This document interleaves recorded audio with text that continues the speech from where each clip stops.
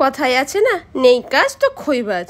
আর বলো না, কালকে সন্ধ্যের সময় ঘুম থেকে ওঠার পরে কি করব ভেবেই পাচ্ছিলাম না। কোনো কাজ করতেও মন চাইছিল না, বসে বসে শুধু বোর হচ্ছিলাম। পছন্দের গল্পের বইটা পড়তে আরম্ভ করলাম, সেটাতেও মন বসলো না। চোখটা বারবার ঘড়ির দিকেই যাচ্ছিল।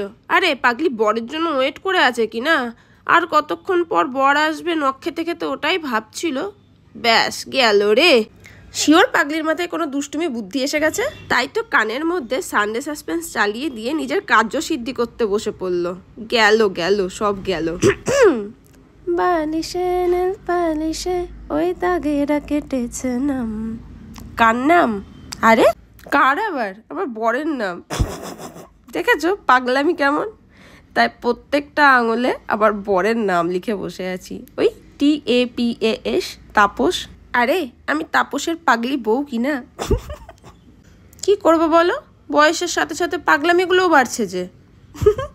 যাই হোক, ওর এবার আসার টাইম হয়ে গেছে, দেখি ওর রিয়াকশনটা কি। হ্যাঁ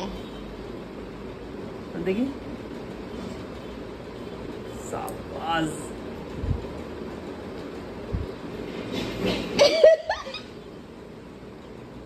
এটা কে?